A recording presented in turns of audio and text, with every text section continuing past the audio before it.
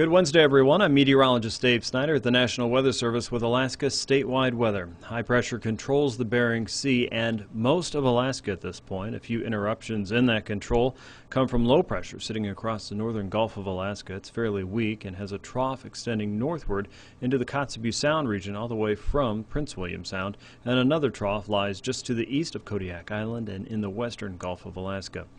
Another area of low pressure a little bit further south and west of Haida Gwaii, pumping in a little bit of rain to southeastern Alaska. This may crank up a little bit more into some heavier rainfall for some of the southern parts of southeast in the coming days.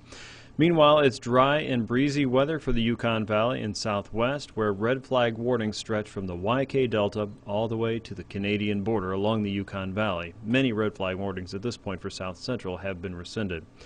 Tonight's forecast includes smoke for the Kenai Peninsula, though. That will continue to be blown offshore, wrapping into low pressure across the northern Gulf of Alaska. Places like Kodiak, Homer, Soldotna, many areas along the Kenai Peninsula will be dealing with lowered visibility and likely poor air quality at times. Scattered areas of light snow on the north slope will continue. A flood advisory is still in effect for the Colville River. Areas of snow showers will continue as we head into Wednesday and Thursday. A cold front approaching from the Arctic will sneak up on the Arctic coast as we get to Thursday afternoon. High pressure not strong enough to keep that off, but may pump in a little bit of moisture to that, so watch for some minor snow accumulations there. A little bit of moisture working into the Alaska range could create some mountain showers as we head into the afternoon by Thursday and maybe into Friday as well. Most of that stays on higher terrain and is not expected to reach into the Kenai Peninsula region.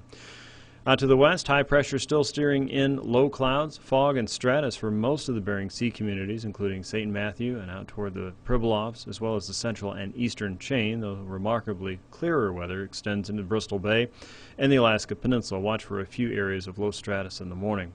Periods of moderate to occasionally heavy rain possible across southern parts of southeast by Friday afternoon. Low pressure sitting across the southern areas of the Yukon will guide in a little bit more wet weather there. And another disturbance starts moving northward out of the North Pacific into the southern parts of the Gulf of Alaska.